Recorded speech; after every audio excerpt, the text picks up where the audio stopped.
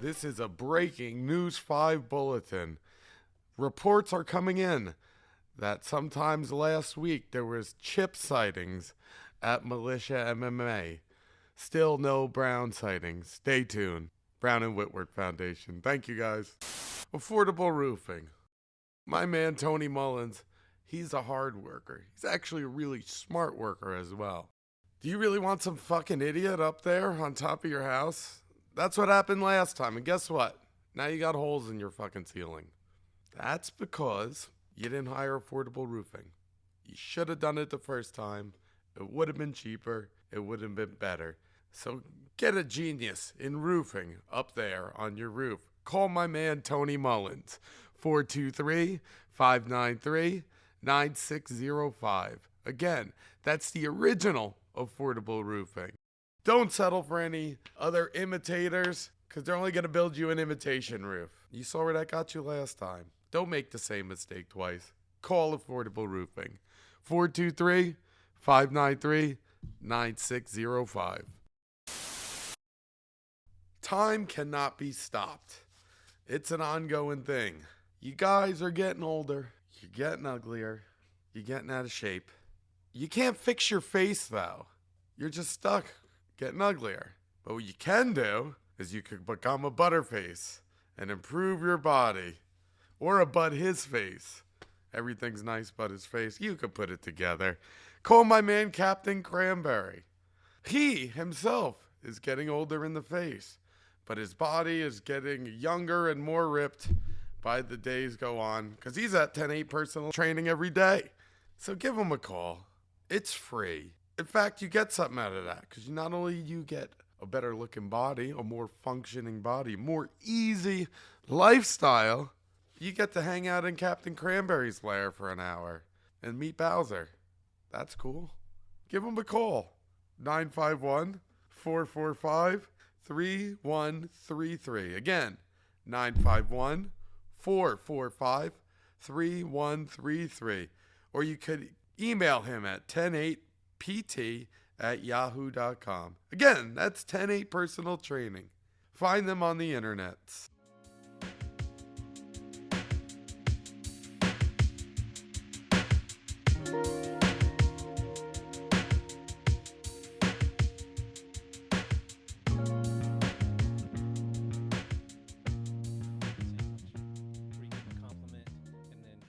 And give him a compliment. Give him another compliment. Yeah, I just loaded with compliments. Welcome to the Militia MMA podcast. This is episode, I think, 23. We do have a lost episode. That's why we were on a brief hiatus. I'm very excited for our next guest who we have in studio. I think he's our biggest member. Tallest, I should say. Big Steve. Thanks for having me, man. How tall are you, Big Steve? I'm 6'5". I don't think you're the tallest. Maybe. Yeah, I think Austin, I've never met Austin, but I heard about him. I think they were saying that he's like around 6'8", 6'9". But now he's on the reserves, the militia reserves. Oh, he's on the reserves. So he's going to have to come out here and fill out a waiver when he gets in. Then it could be me. I think you can. Nice. Alvin, have you met Alvin? I have not. Alvin's tall. Morning guy? Morning guy. Jackson, there's a new kid, Jackson. He's pretty tall. You might have met him. Nope. He's like 2 weeks in. Oh, Did no. you see anybody at your level? like you make eye contact with everybody. You'll know if you do, right? Yeah. Oh, totally, man. We recognize each other all the time. Us tall people. It's funny. I got a buddy who fights in the UFC, Jared Vandera, one of my old students. He says everybody thinks I look old, but only fellow giants know I'm young. I'm a young giant. Like, I don't know. I don't know if they're just being nice to me or what, but sometimes on the mat, you know, somebody will be like, how old are you? And I tell them my age, and like, oh, shit, I thought you were way younger than that. And I'm like, thanks, I appreciate that. What did they give you? Around 37, 38. Okay, nice. Yeah, I was like, I'll take it. And then we had that one guy come in. I haven't seen him since, but he mistook me for Chip, and that was like the greatest day of my life.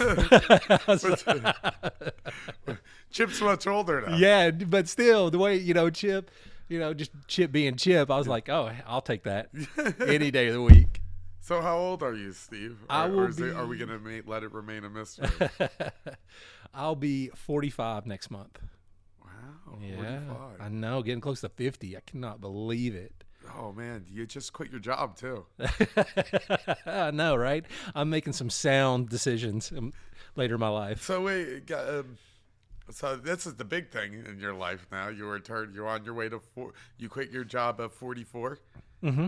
I did. How long have you been there? I was there for 13 years. What did you do? I was in the IT department. So basically what we did was I worked at a call center, and whenever one of the agents would have any kind of technical issues or anything, my job was to get them back on the phone as fast as possible, because that's when they were off the phone, the company's losing money. Okay, so what's that boring life that you wanted to quit? It was just on the desk all the time, sitting the whole time. I've done so many different jobs. Like I started working probably when I was like 12, 13 years old, scrapping out houses for my dad. He had his own drywall business. So I was doing that. And then when I turned 16. So wait. Yeah. So when you're 13, scrapping out, so that would be like were you looking for copper or? Oh no. Or was it demolition? No, after the hangers would come in and hang the drywall, there would be different cuts of drywall on the floor and everything, and trash and garbage. So my job was to like get the garbage and throw it out the window, put it in a pile, and that way, it could be taken off. Okay. Yeah, so you cleaned up the mess. Yep, that's it. Then what'd you do after that? After that, I did that for every summer until I turned 16. And then at 16, I became a dishwasher at the Cleveland Country Club. Moving up in the world. Cleveland, Ohio? Cleveland, Tennessee, baby. Were you born and raised around here? I was born in Washington, D.C. What? Yeah. And is your family congressmen and women? No. Or my mom's family, they could, but not my dad. Did you live in D.C. or did you live in Virginia or Maryland? Garrett Park, Maryland. All right. And then we also lived in, what was that? Aldi, Virginia. Aldi, Virginia. Is that where Aldi's from? I don't know, man. It could be. Like, I've often wondered that. But yeah, we moved down here when I was probably 5, maybe. I'm not sure. My dad was a character. I went to sleep in Virginia, and I woke up in Tennessee, and that's how we moved. What? Yeah. He thought he was going to jail, so he just packed us up, and we were gone. All right. New life in Tennessee. New life in Tennessee. Exactly. That's awesome. Did they ever get your dad or? No. Awesome. I don't know if it was as serious that, well, I mean, I guess it was, but not for, just not being. Well, back in then, that was what, in the early 80s? So, like, they didn't really give it too much. After he skipped Virginia and come here, that was it. It was a done deal. Yeah, there's no, like, forensic files back then or anything. My mom was so pissed. Like, she had her dream home because they had a good life. They had a really nice home and land and everything. And the house that we lived in, they called it the mini White House because it looked exactly like the White House, but smaller. Had the columns, the whole 9 yards, and it was her dream home. And she was so pissed that we had to move here. She still hates Tennessee. She's just still bitter about it. She's so bitter about it. She wants to be back in Maryland in the White House. Yes, she does. Yes, she does. So you moved here at 5. Mm-hmm. How'd you like it out here? I didn't. You pretty much didn't know. You're not online before 5. No. So this is all you really know. This is all I know. This is it. Did you go to college? I've gone to several colleges. What? Yeah. Are you a doctor, Steve? I've gone so long that I could definitely be a doctor, but no, I'm not a doctor. I'm actually, and God, I can't believe I'm admitting this, I am one class away from my bachelor's. And it took me forever to do that because I kept changing and kept going to different things. And this last one, I think is business administration. And you went real broad on the last one. Yeah, I did. I was looking for the fastest, easiest route, What was the first one you went? Communications. I was actually pretty broad too. Well, I was a DJ or a student. DJ Steve? Yeah, I was a student DJ at Chattanooga State. I got a scholarship. Were you on the radio? I was. Got a scholarship to play basketball, and I was in communications and got put on the radio. So I did that for like 6 months. What'd you do every week? Once a week. Once a week? Yeah. What was your show about? Our show was called the Matt and Steve Show with Matt and Stu, because the very first day that I walked in to the studio, the two guys before us that were kind of introducing us, and back in those days, like, I literally did look like Stu from Scream. Oh. I mean, 100%. And so they're like, I told them my name's Steve, and they just kept calling me Stu. So our show name was Matt and Steve with Matt and Stu, and people would call in. They're like, "Where the hell is Steve at? He's never there." Was it a talk show, or did you play music? Played music. Okay. Yeah, constantly pissing off our station manager, because they give you a list, and it's like in alphabetical order, A down through D, and you have to play like A, B, and C. No getting around it. And then after that, you can kind of play around and change up your own songs.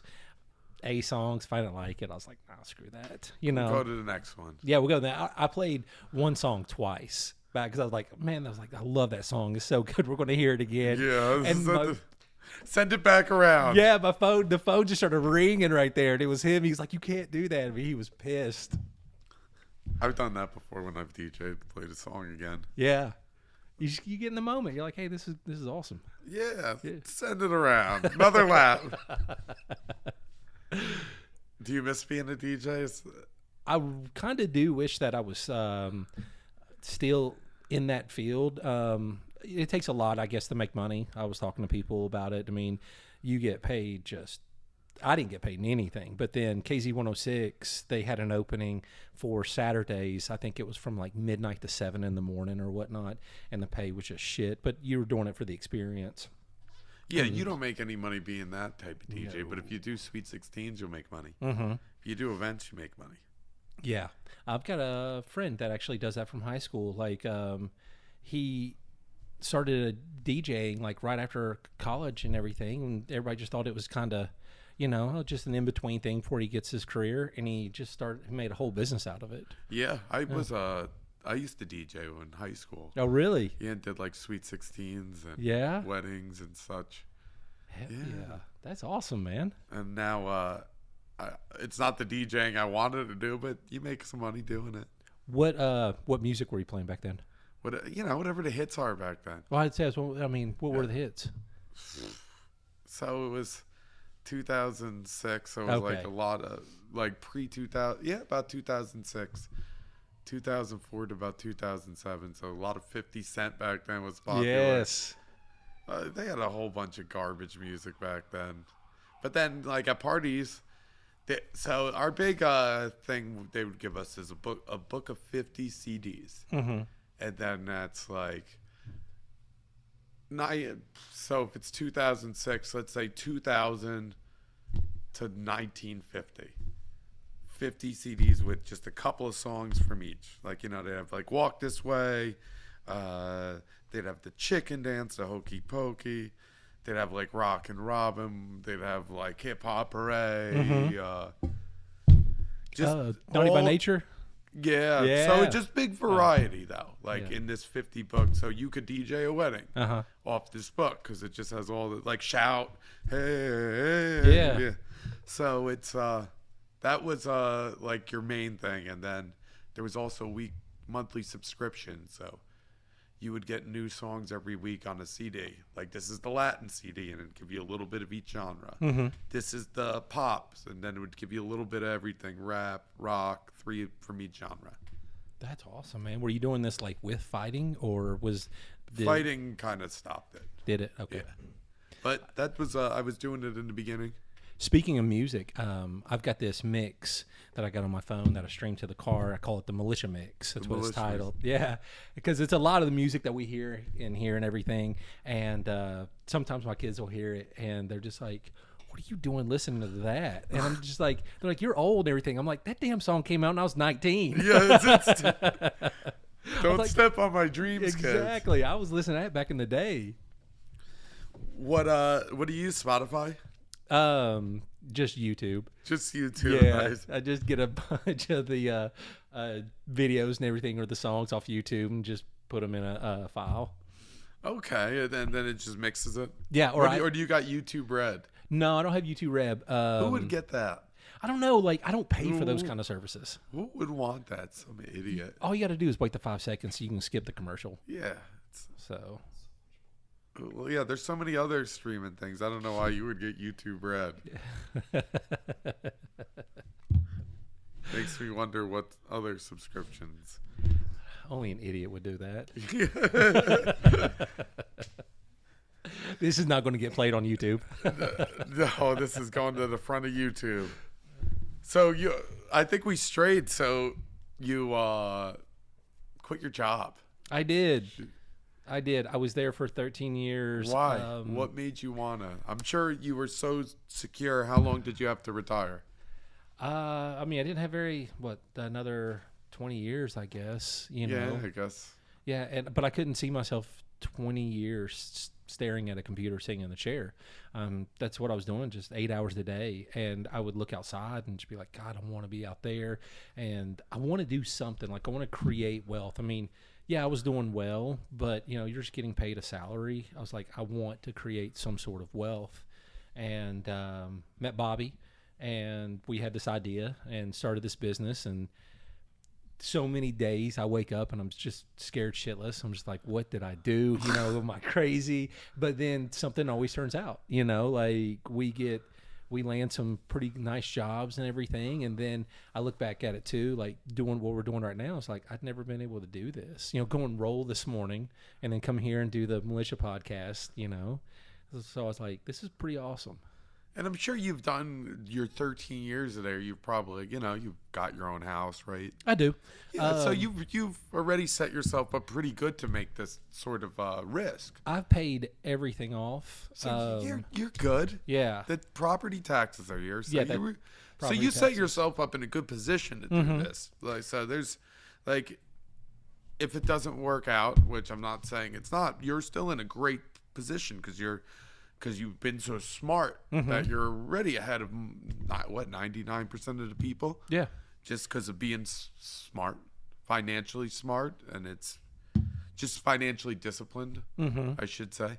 Like, I've got some money in savings and everything, and I try not to touch that. And basically, since quitting my job, what I've done is just I've broke even almost every week,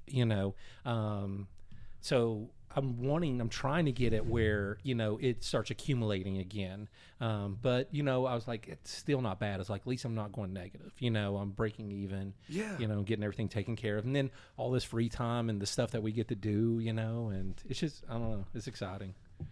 So you're happy you made the move? Yeah. Someone asked me that the other day because I run into my old coworkers all the time. And so many of them, when I quit, were just kind of like, man, I'm so happy for you. Man, I wish I could do that. God, I wish that was me. I've been here for so long. I don't know if I could do anything else or, find anything. And I mean, everything that said was exactly how I was feeling. But I was like, I just got to try, because the way the job market is right now, everybody's hiring. So I was like, man, if it didn't work out, which I don't look at it that way. I 100% believe it is going to work.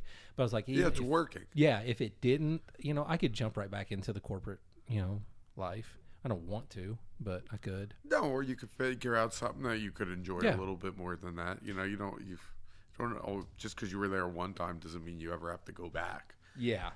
The greatest thing about that job was the vacation. I have never worked at a job where you got so much vacation.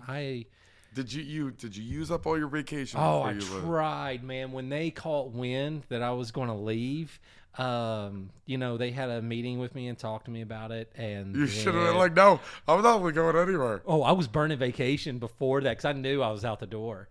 And so I had by the end, I want to say I had about 7 weeks a year of vacation. So, I mean, I was just burning through vacation. Bobby's always calling me and he was like, did you quit your job? I'm like, nah, man, I'm just on vacation.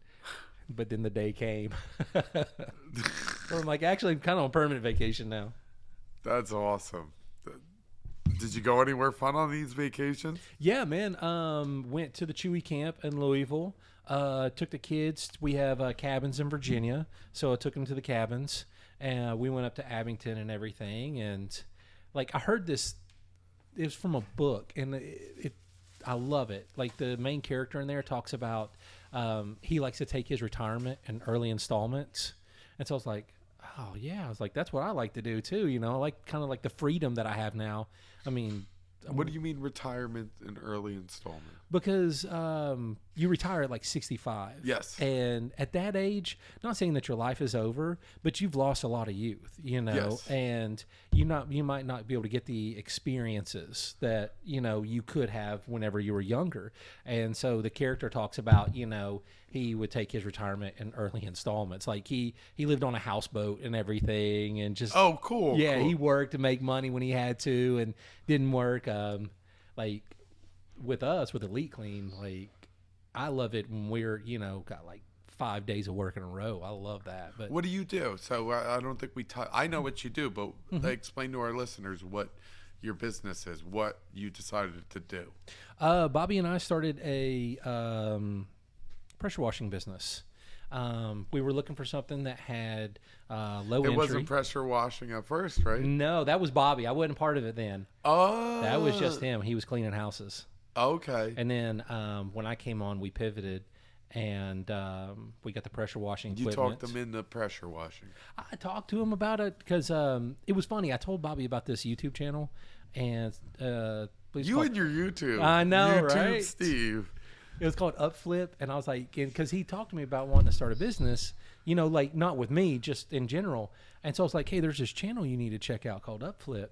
And so I guess he went to it, watched a few episodes. And he's like, I'm starting a cleaning business. And that's how I kind of got the idea for the pressure washing. And then when It's because I he's got finally, that YouTube red like an idiot. no, only idiots get YouTube Red. Yeah, idiot. All right. But then I was like, hey, I'm going to do pressure washing and start my business. And he was like, hey, let's team up. And here we are now, Elite Clean Chattanooga. And you guys been staying busy. Yeah. The past couple of weeks, like June, July, and August are the slow months for pressure washing, which you'd never think that because it's the summer. You think everybody'd want it. But those are the 3 slowest months of the year. I hear that with roofing too. Yeah. I got an inside guy. Oh, man, speaking of roofing and Tony Mullins, man, that guy, I love rolling with him. But every time, like the first time, like he gave me a bloody lip. Today, he got me in the head with his knee. But I love it because, like, when that happens, he just keeps going. So I'm like, hell yeah, you know? Like, I used to, if I would touch somebody, like, wrong, I'd be like, oh, are you okay? Is that okay? But Tony, man, he just keeps going. I'm like, yeah, let's do this. He's the freight train. I love him. He's a good guy. Tony's a great guy. Yeah, he is. Very happy to have him at our gym. Hell of a roofer, too. Yeah. I'm not just saying that because he sponsors the podcast. That's what I've heard. Like, he does phenomenal job. Yeah, I'm going to have him out sometime. To fix the roof? Yeah, maybe next year. Oh, Tony, see? He heard about it through the podcast. I did. So we could keep this going. Man, I mean, that speaks to everybody at this gym, though. This gym, for me, is just something special. It really is. Like, the group of people that you guys have collected here, like, I've seen other gyms, and there's been, like, you know, I mean, they've been cool. And I remember you came from a different gym. I did. Where'd you come from? I came from a place called Self-Defense Solutions in Cleveland. It was right by my house. Coach Rick, and he was awesome. I mean, he really got me started on the path of jiu-jitsu and everything. But then I just kind of wanted something more. We were only training 2 days a week. And It's not enough. no. And I mean, for me, I was like, if I'm going to make this like my main hobby and something I really enjoy doing, I want to do it as much as I possibly can. And kept seeing the militia ads come across Facebook, and just, I mean, kept seeing them. And I was like, man, I want to check that place out. And I remember seeing you on Redemption. You know, they kind of gave you that underdog story. Yeah. So I was totally rooting for you. And I remember like you were thanking Joe Stevenson, and when the camera's on, you had like these rings around your pupils. And I was like, oh, that's cool. How did they do that? You know, and, you know, just started watching you. And I was like, man, I'm going to root for that guy. And then, hell, what, like 4 years later, you moved to Chattanooga? I took that money and moved to Chattanooga. Yeah, opened a gym. And I was like, that's it how was the meant to be. redemption story ends for me here. That's awesome. This is what it did. It brought me here. That's awesome, man. I love it. I'm like super thankful. I mean, I'm here. This is where, like, if I'm going to go do something, this is where I come. You know, like I just enjoy it. I'm glad you do. You're here a couple hours now today. Yeah. You came in earlier for some training. Man, I did not want to come in this morning. Like, I was running late as usual. Oh yeah, Steve. Oh, he was late to jump rope. But I think it's because you hit your head on the ceiling. I hear that so much. Troy constantly just stares right through me when I walk in. Oh, he's another late Lacey. Oh, is he? He's Oh yeah, always giving me shit about he'll it. be here early to flap his gums. Yeah. And then he'll always miss like round 1 of jump roping. I gotta. What's up with Colton and always having to go to the car for the boxing gloves? He never brings them in. That's his bag. I know. I always give him a hard time about it. That's Colton's like, I gotta go to my backpack. His backpack's his car. And let me hit my gym bag. It's his car. I would always carry my gear in without a bag. Yeah, I carry mine in, you know, almost every time. My bag's got just so much stuff. I had an extra gi that I gave one of the guys here, you know, and he's like, got an extra one in there? I was like, man, that bag's got everything in it. What size gi are you? An A12. The majority of my gis are A4s, and then I got one A5. I like the A4 because I really enjoy no gi versus gi, because like with gi I'm constantly fighting, you know, grips and everything, but I try to keep my gi a little bit shorter, like on my wrist and my ankles. Like the highest level competitors get their gis altered. Oh, do they? So they get them tailored so they're just legal by air, so that you got nothing to grab. Oh yeah. So like if you don't if you're at a super high level tournament and you're like in a baggy gi, you're fucked. Gosh. Like I heard about that through one of the guys who ran one of these promotions, Jiu-Jitsu World League in California. His wife would tailor all the guys' gis to be $100. You get your gi tailored. Really? She has the tool that measures it. Yeah. They make it just, you stand there and they make it. That's the way to go if you're gonna compete at a high level for money. Oh yeah. He even's like, you MMA guys coming in with your baggy gis and this and that. He said, spot you a mile away. Yeah, man. I just got a new gi through that promotion with Elite.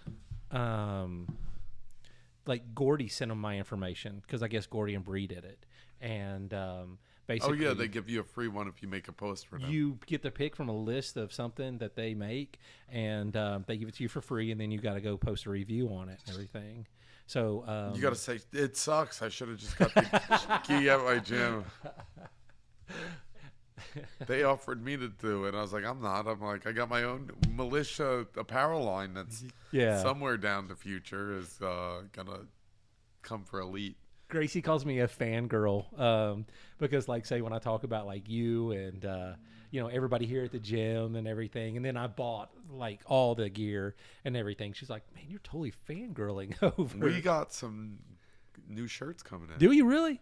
Yes. Oh, well, it's a concept right now. It's in concept form. So the blue ones are almost done. We're almost out of them. I'm not going to make another batch of blue ones. Same with the blue camo. We'll keep the camo one. I'm going to switch the camo color out. And the blue, I think I'm going to do it, the next one, in Vols colors. Oh, really? And I'm also going to do it in Dogs colors. And I think I'm even going to do it in Bama colors. Really? 3 different ones. I like the blue, black, and green. Like I was telling Bobby, I was like, these are going to just be a limited thing. Oh, okay. You know, because I know all you guys love your footballs. Yeah. You know, I used to, and I don't anymore. You're like, that sucks. Give me a blue shirt. What was your team? The Vols. So you were like, I don't want this Vols color shirt. It reminds me too much of football. Yeah, like I used That's to. That's it. Shirt canceled. Every Saturday, I did not miss a Vols game. I would watch them constantly. And I don't know, probably about 3 years ago when I started making some changes, that was one of the things I dropped. And man, your life's been so much better. So much better. so much better. I was Is it like, because you started doing sports yeah. instead of like cheering for someone doing sports? Exactly. Like when people say, hey, it's my team, I'm like, are you actually on the team? Yeah, right. Yeah. You got that tattoo on your face? Yeah. Ugh. Maybe wear their How much sweater. are they paying you for that? Yeah. Yeah, but like I grew up playing sports. I mean, that's my earliest memories. Is I was constantly doing something: baseball, soccer, basketball. Played a little football. Just constantly every season, I was just signing up for whatever it was, and ended up landing on basketball. And I bet everybody asks you if you played basketball too. everybody that are now because then I was super thin. Like I said, if I wasn't falling through cracks, I was tripping over them. And now that I've kind of filled out and got a little bit bigger, everybody's like, "Oh, you're a football player. You're football." I was like, actually, And you're in the South. yeah. Like, But you never played football. I did. I played a little bit. Did you? Yeah, I did.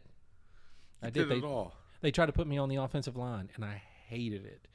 Yeah, because that's where you get hit. Yes. Well, I mean, you're just, because you couldn't grab anybody, or I mean, it's hard to explain. I was terrible at it. You had to, keep your forearms out and everything and keep them away. Where, say, if you're on defensive line, they could swim and everything. They could push you down, and that's what I wanted to do. I wanted to go and hit the running back, hit the quarterback, or something like that.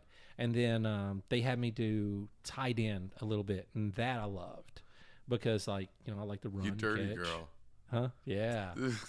But then as a tight end, all he did was have me block. But so didn't do it long, and then it just started. Ended up with basketball, and God, man, that's the only reason why I went to school was just to play ball. I was so focused on playing ball, loved it. Nice. Yeah. See, and so now you're like, I get to do something active again with Yes. my buddies. That's how I poured myself into that. And here, with the boxing and Muay Thai and Jiu-Jitsu, I just pour myself into that because I love it, Do you find, since you're 45, who were your friends before this that you'd hang out with? I had 3 friends, and we would see each other, and not all together. We would see each other individually probably once to twice a year because, everybody, they are married, but we all have kids. And so, they're doing the family thing and everything. And I really didn't have any friends, I mean... Because where are you going to meet them? At work? Yeah. And the odds are that somebody at work has the same hobby as you. Yeah. I mean, I was with my coworkers for a long time, and we loved each other and everything. But your buddies, I'm sure. Yeah, your work buddies. Yeah, they were a little bit younger and everything. They didn't understand my sense of humor and everything. Like the way I grew up, especially with my dad. He was a Vietnam vet and everything. Humor was. They tried to offend you or, they'd take digs at you, but it was because they liked you, know? Yeah. And that's how, and especially when I was playing sports, that's how it was. And so when I tried to do that with some of my coworkers, I found out real quick. They're not sports types. It didn't fly. They didn't play a contact sport. No, they did not. They haven't got naked in front of a man in a locker room and showered. It's an experience, man. You know what, though? It's so funny. I remember, freshman year, in wrestling, you're first all scared to get naked in front of everybody. Then, after week 1, and you catch your first boxers to the face, you're cool with it, and everybody's That's how it was. When it was football for me. Going in and you hit the showers and everything, and it was that whole awkward thing. But by the time I got, and then someone just gives you a big old slap. And yeah. Goes, woo! By the time I got in high school and I was playing basketball and we hit the shower, it was nothing. You didn't even think about it. You just went to the shower, But yeah, it's funny. I'll see some people, you could just be changing your shirt and they're like, "Oh, I'm sorry," and they just want to get out of there because it makes them uncomfortable. Yeah, or whatever. yeah. You're like, dude, that makes you uncomfortable. Just stay here. Wait till you see my balls. That's just the opener. We're starting this slow. So to quit your job, was there anything that just kind of you were like, I'm just gonna take a shot out and just something that flipped the switch? Yeah. I wanted. I was looking at my life and I was like, can I do this for another 20 years? Can I sit here and just stare at this screen? And, What made you think that? I was constantly looking outside, and then I would see I know some people that are very, very successful, and they went out and they took the chance and started their own business, and they're constantly on the go and on the move, and like I just couldn't. I was so stationary, and I was under like a fluorescent light, and I just couldn't take it anymore. And I was like, if I don't do this now, I mean, literally, like when I did give them my 2 weeks, I was like, if I don't do this now, I'll never do it. I got to do it now. And like I said, it's been scary, but I've gotten so many opportunities that I wouldn't have before. Well, life's not all about security. Security leads to no experiences. I wanted to show my kids too, because I preach to them all the time. And they knew that, I wanted something different. And I wanted to show them, hey, take the chance. Go for it, That was huge. And I was like, because I constantly talked to them about it, but then I was just like, yeah, I need to be the example. You're like, take the chance. You guys need to be risk takers. Hold on, my boss has called me. He's going to be pissed. I fucked up these TPS reports. I got to get in at 6 a.m. I did put the header on the TPS. Yeah, report. You're like, be free, kids. Dude. Like somebody who's free. Have you ever worked like in the corporate kind of environment? I sold Life Alert Oh, over did the you? phone. What I wouldn't call that like corporate. Well, the only reason I I have to dress like you are dressed right now. Yeah, I'm ripping Elite Clean, man. No, actually, this is the big time. I used to be the CFO at Intel.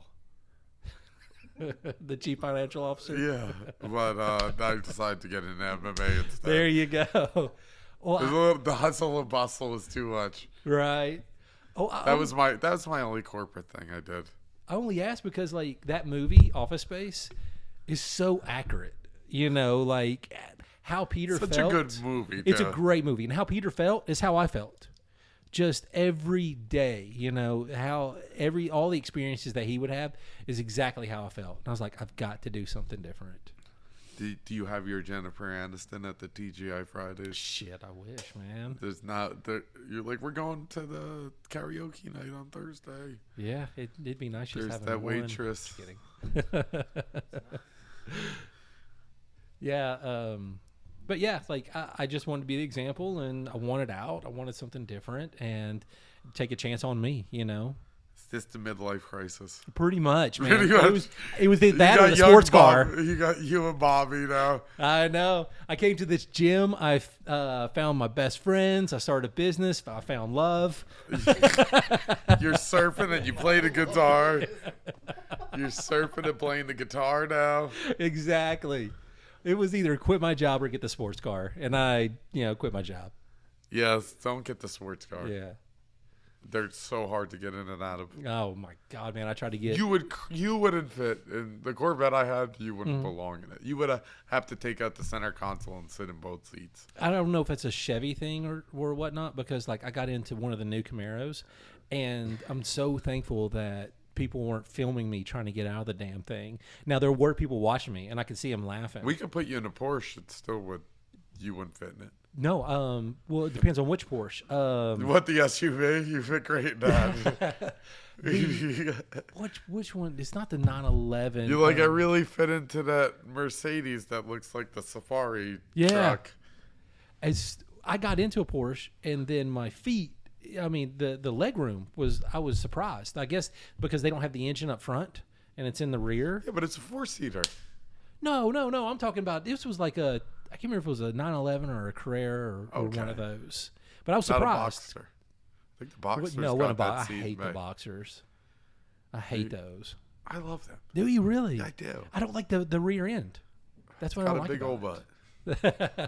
I like the ones that's got that rounded rear end with the You with like the flat ones. That's not a real Porsche. They're not flat. They're athletic. They're I like that big one. Caboose on that one. That's the traditional one. Yeah. Not like the Cayman. I think the Cayman's got a big butt too. My buddy's got isn't the Cayman the SUV or the station wagon or something like that? That's like the Cayenne. Oh, is it the Cayenne? Yeah. I have no idea what it is. You fit great in that one. Yeah, my buddy's got one. He told me Yeah, the same thing. It was easy going in and out for you. He's got a hatch and everything. So I thought of the best band name, like, ever. Let's hear it. Thomas A. Swift and the Electric Rifles. Yes. How good of a band name is that? That would be a good band name, but you'd probably get hit for copyright infringement. You think? I would. Either. You used to work for Taser. I did work for Taser, man. It was one of my favorite jobs I've ever had. I would travel the country and tase people for a living. I loved it. Really? Yes, I hated getting tased. That was god awful. That was part of the job too? Well, they didn't make you. But as a male, if you didn't do it, like everybody just looked down on you. Because at Taser, the majority of the people that work there are either ex-law enforcement or ex-military. And they'd all do it. Some of the military guys, especially the Marines and everything, they dug it. They're like, yeah, tase me, you know. So, yeah, do it again. Give me a Monster Energy. Yeah. And a gun I'm gonna to go beat my open wife. this thing. But then, like, so I did it, and you had two ways of doing it. Like, you could either get clipped, where they clip it here, or and on your belt loop, because it's got to have, you got to make that arc. Yes. Or you could get shot. And when they were explaining to me, they're like, my first time I got tased, they're like, you can get clipped or you can get shot. And I was like, oh, I guess I'm getting shot, you know? How big are these prongs? They're like a chopstick size? No, they're like a number 6 fish hook that's been straightened out. Still got the barb on it. Like a trout hook almost. I don't know. I don't know this yokel talk. That's another one of my favorite things to do is fish. Fish? Yeah, I love fishing. I want to tell you something. Yeah. I think this comes with growing up in New Jersey and being around the general ball busting and anything. Anybody tells me they like fish all the time or anything, my head immediately goes, do they fuck the fish? Really? Yeah, I don't know why. That's the Jersey thing. Have you ever? And I'll ask them, like, you're not fucking the fish, are you? Have you ever lipped a fish? What? That's where you like say you take your thumb and you put it in its mouth and you hold it up like people take pictures like that and everything. Have you ever done anything like that? I've taken it off the hook. Okay, I've never taken pictures with the fish. That little teeth or whatever right there, that would be uncomfortable to, have intercourse with a fish. You don't have to go in through the front.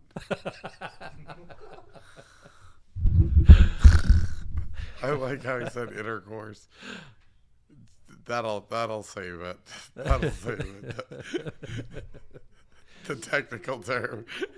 I love to fish, but no, I've not explored that part of fishing yet. Yeah. I mean, but I think that's just like a general Jersey being an asshole sort of thing. And did you live like in New Jersey, like the city, or were you kind of like in the suburbs or suburbs? Okay. Yeah, just a bunch of kids in a suburbia. Mm-hmm. We weren't on the shore. We were a half hour from the beach. Oh, okay. Yeah, I've never been. I've been to a lot of states, but I've never been to New Jersey or New York. All right. They're different. Yeah. They're worth a visit. Like, they're the amount of Northerners moving down here, I blame them for the ones that are constantly blowing through red lights. Like, I see that all the time. Like, the light's red, and they just go right through. Really? Like, damn Yankees. Or the honking. You guys don't honk your horn.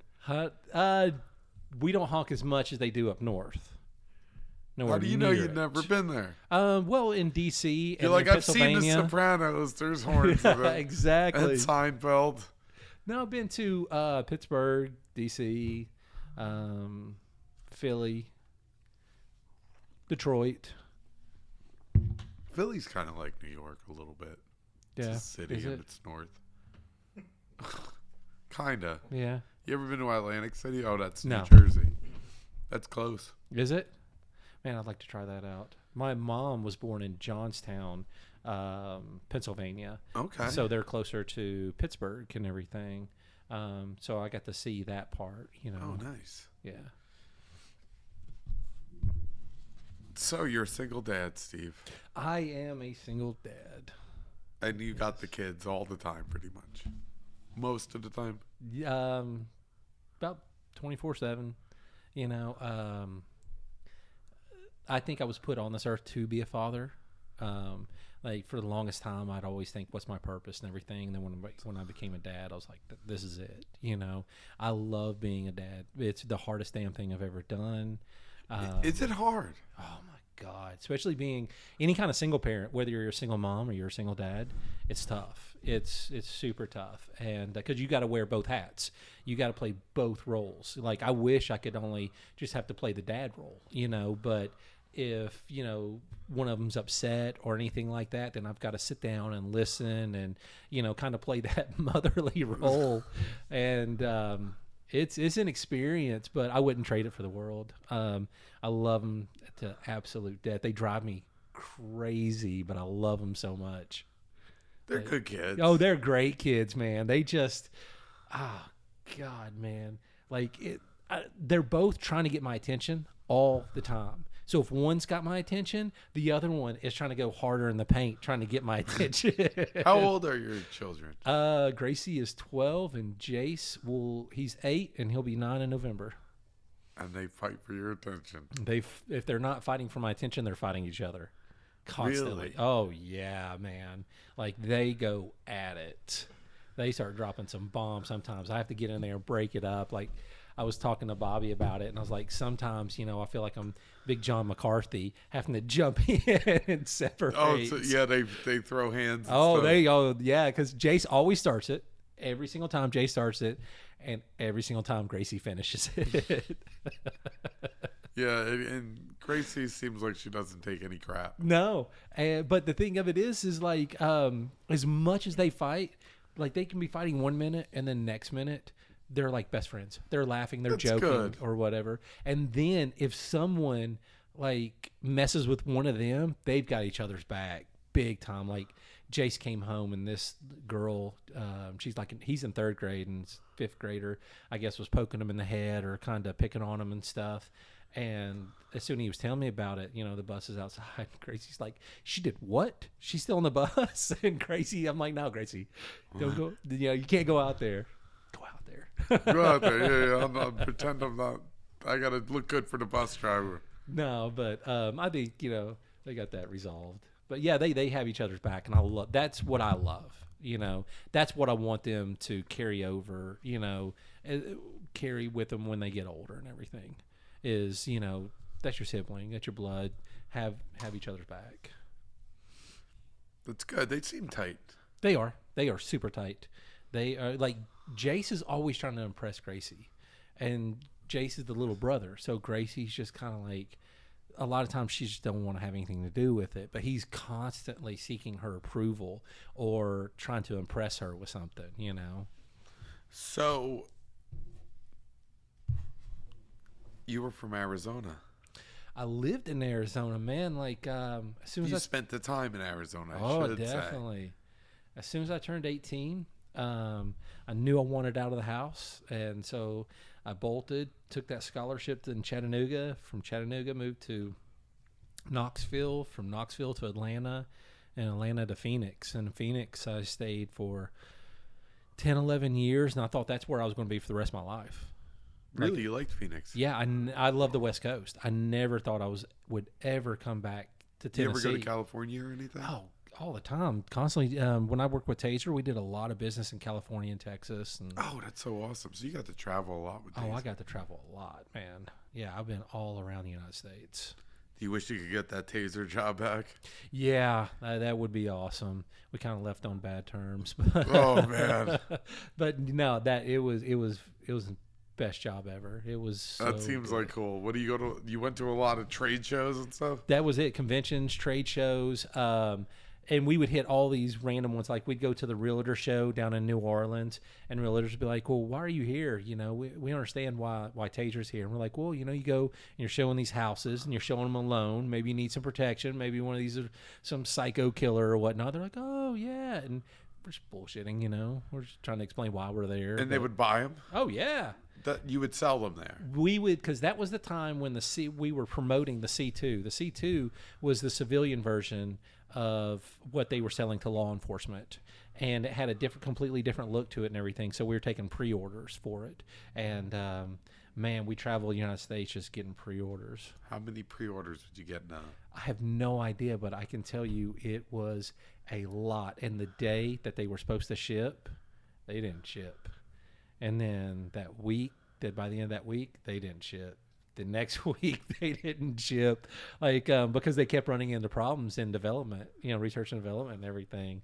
And finally, like, I mean, and we're getting calls. Like, I just remember being on the phone, like, you know, I'd be at my desk and phone would ring and just someone just laying into me. You lied to me, you know, which I knew we weren't going to hit our date. I knew that whenever we were doing the pre-sale.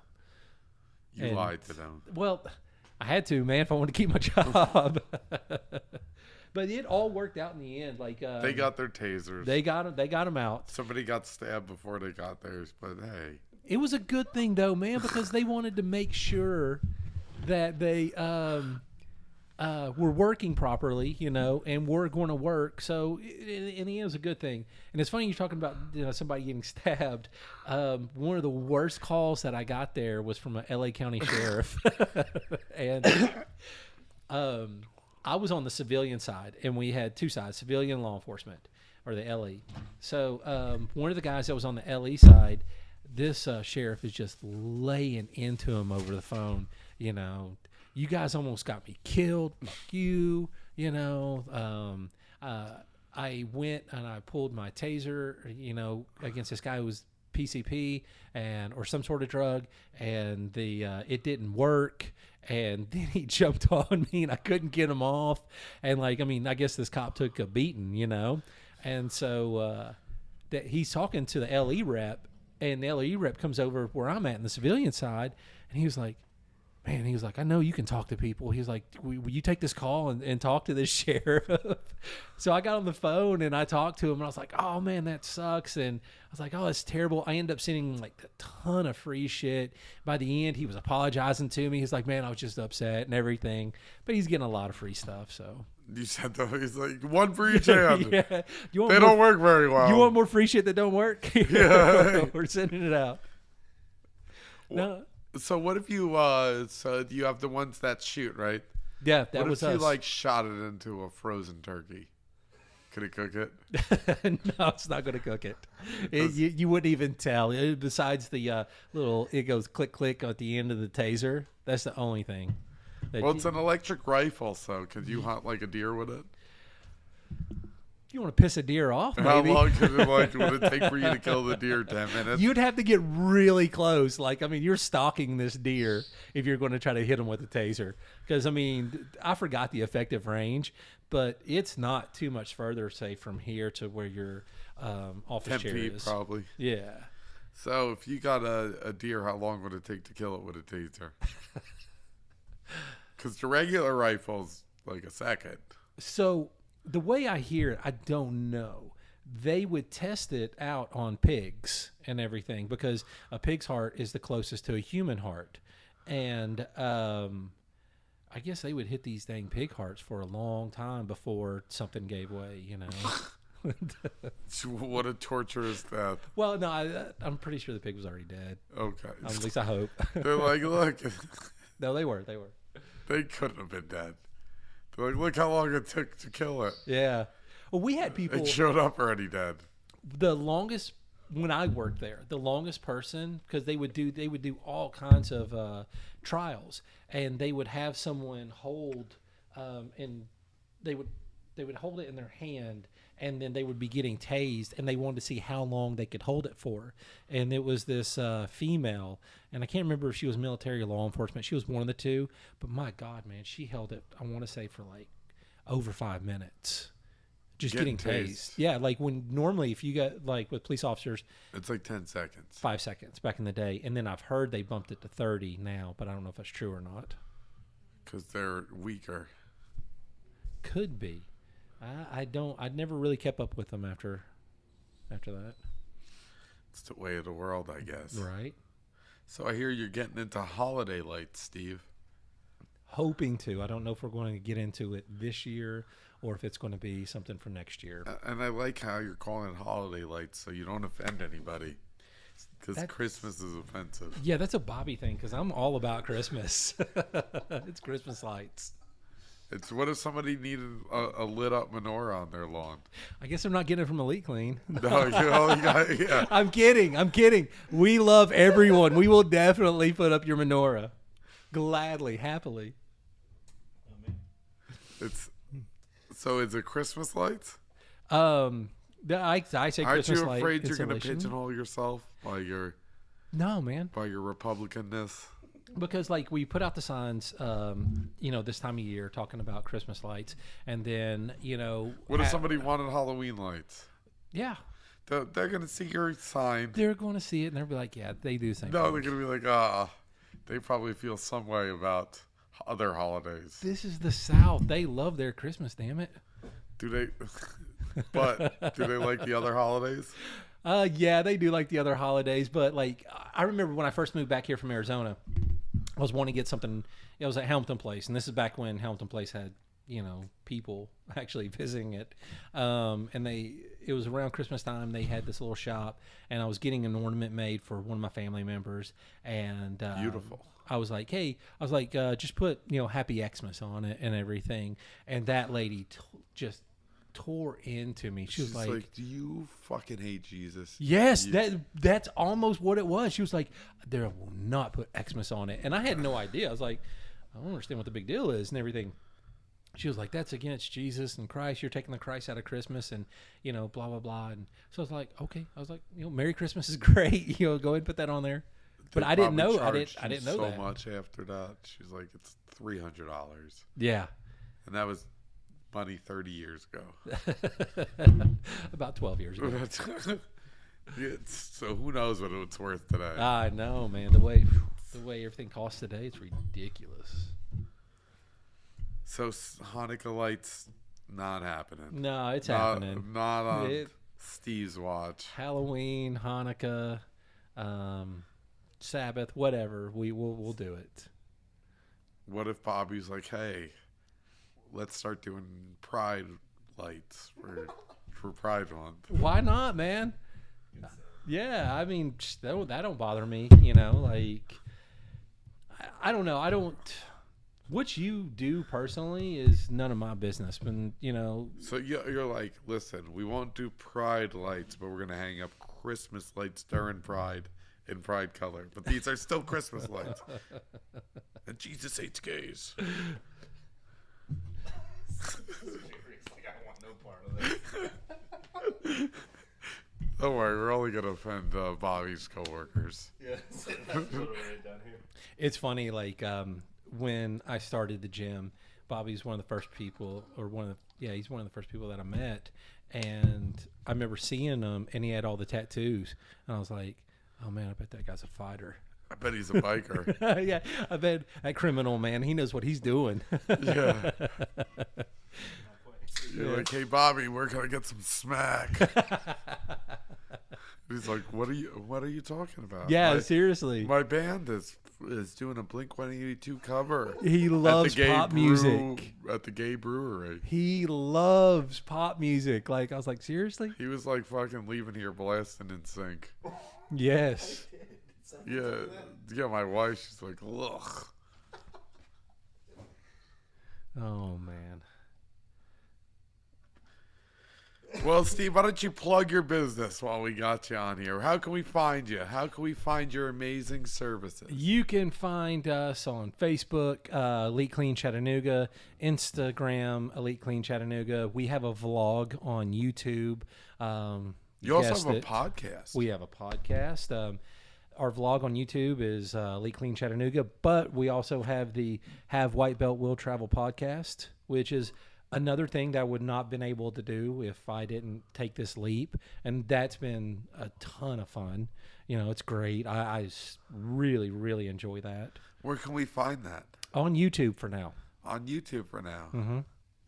Yeah, it's we just released episode 3 today, so by the time this comes out, you know, You could catch the third episode. you can catch the 3rd episode, and if everything goes according to plan, 2 days after this podcast comes out, you can hear our 4th episode. Whoa! So back to back, you're gonna hear them. We had a copyright infringement when we tried to publish the 3rd episode. For some reason, Did you hire Thomas A. Swift and the Electric Rifles? I hired Bobby. Do you think they would really sue over that? Well, No way. You can't sue over a band name. well, you got to look and see if it's trademarked, and it's got to be. Taser's got to be trademarked. Not that wording. Thomas A. Swift. Well, that was part of a And book. the Electric Light Rifles. Yeah. So that was a part of a book. So I don't know. I think they had to pay, you know, to be able to use the acronym and everything. And But they're the what only you would Taser. use because it would be TASAT. TASER. Yeah, Thomas A. Swift and the Electric Rifles. Mm-hmm. It's just a play on words. That, you know, that could work. Steve's gonna build a lawsuit against this incredible band name. That's an incredible band name. Yeah. I thought you'd appreciate it more. I thought you'd flip this table over. Or the vending machine. That's it, guys. We're quitting pressure washing. We're starting a band. You throw the headband on like what's his name from Poison? Yeah. Brett Michaels. Yeah. It's like, look, I'm tough. Do you play any instruments? I could work a turntable. All right. I don't play I could anything. mix. I could play the spoons. Oh, I could do that, or a tambourine, something super simple. Like I am the least musically inclined person you'll ever meet. Well, you won't be part of the Electric Rifles. Well, Steve, thanks for coming on here. It's Hey, been man, my it was pleasure. my pleasure. Thank you so much for having me, Tom. Guys, this has been the Militia MMA podcast. Follow Steve's podcast. Have White Belt Will Travel. Bobby's in it too, if you care. And also, Elite Pressure Washing. Give them a call at 423-389-4771. if you want to talk to the Silver Fox, Steve. That's the second time I've heard that this week. Silver Fox, Steve, thank you for Yes. coming on. Thanks.